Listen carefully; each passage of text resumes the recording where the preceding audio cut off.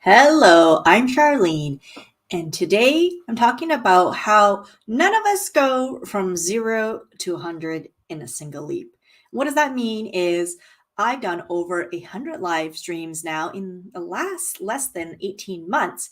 And to be honest, if you asked me that 18 months ago, well, I've made so many videos and live streams, I would have laughed because I was super camera shy. And I didn't get to where I am today by all of a sudden being amazing at live streams. And I'm going to explain to you why, how even a person who's very camera shy like myself, and even if you have an introverted personality, and so do I, and many people are surprised about that, and if you're scared to make mistakes on camera, because trust me, I was super scared. And I was just like you. And I'm going to show you today how you're going to be able to start live streaming in a very easy, non scary, lightweight way, even if you're super introverted. So let's get started.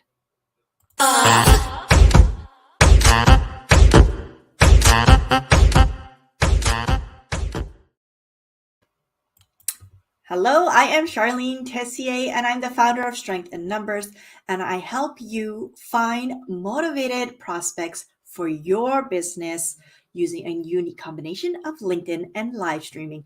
And today, I'm going to help you out for all of you who are camera shy and scared to get started with video and live streaming. It's actually a question I get a lot as to why people don't want to live stream, because they're super scared. And I was in the exact same boat. Now, 2 years ago, I decided that I wanted to use video. Why? Because I thought it would be a wonderful way to build connections. It's such a wonderful medium that people can experience you and you can have a relationship with people, and it can deliver wonderful value and they can get to know you really, really well. Except I didn't know anything about video making, and I especially didn't know anything about live streaming. So I ended up taking a 30-day Get Confident on Video challenge. And I succeeded. I finished it. And I even joined the program afterwards. And I made 10 YouTube videos. I spent hours scripting them, making some wonderful slides, rehearsing them, recording them, re-recording them, editing them, uploading them, but I never hit publish, and they still sit in the back end of my YouTube channel. And to be honest, I'm still honestly too embarrassed to ever release them. Why? Why did that happen? Why was I just too scared to hit publish? Because even though I was able to finish the 30-day challenge, which was in a very small, private, very safe community, going public was really, really scary. So, how do they make that leap from making recorded videos to live streaming, especially if you are super, super camera shy? Well, one of the things that works very well for me is kind of having a deadline or being under pressure. And I think a lot of us are like that too. If we got to do something by a certain date, and if we've told everybody that we got to do it and everybody's kind of holding us accountable to do it, most likely you're going to do it.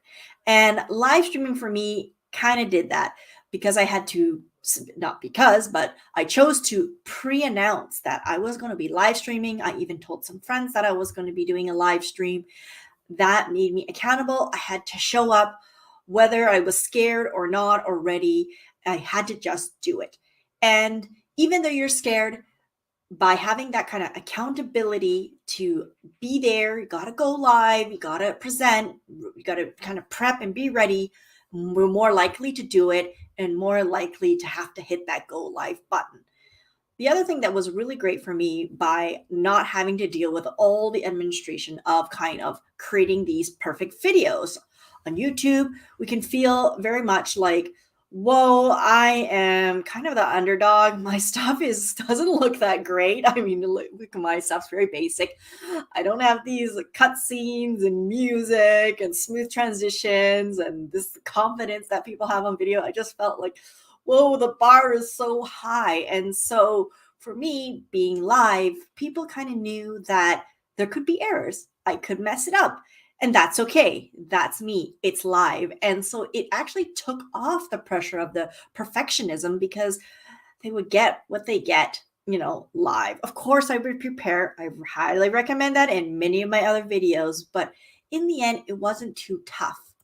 Now, what if you have an introverted personality? Well, I also have a very introverted personality. In fact, if I do too many live classes, master classes, or attend too many networking events, after I need like alone time away from everybody and I need to just decompress.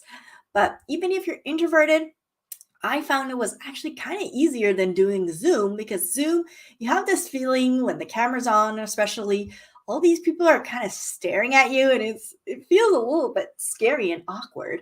Whereas right now, it's just me talking to the camera, talking to you, and I'm a little bit more comfortable. And to make it even a little bit easier, my daughter drew me a beautiful picture of, she said it wasn't her and she said it wasn't me. So I use her as my essentially avatar, Amanda, and I put her right behind my camera there. And she's there smiling at me. And I just look at her. When I think of her, I just think, what would Amanda want to say to me? And just like having a chat with your friend, at the coffee shop, it makes it much easier. And especially if you're very introverted, it's actually a little less daunting because it's just you and the camera and your friendly a picture of your friend or someone who you can have a lovely conversation with. Now, the other um, question that I often get, and people are very scared to do live because they're afraid to make a mistake. And this was really kind of evident with a friend of mine who made a lot of videos, and she has these beautiful videos, but she always does record it. And she rehearses quite a bit, and she does the editing and the cuts. And so her videos, of course, they turn out just very wonderful.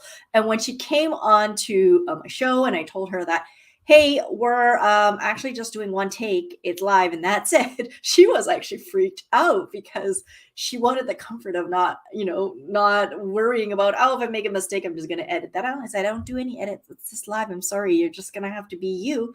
And she actually said, well, but what if I make mistakes? And I said, it's okay. We all make mistakes. Just say it was a mistake and move on. And it's actually, we're all very human, and it makes a live stream really shows you as a person, and that it's not the overly, I don't know how to say that, like overly perfected image that we often see, say maybe even Instagram photos or even on YouTube videos, where it's all so well rehearsed and everything is so scripted out, and every edit and cut just shows everything perfectly.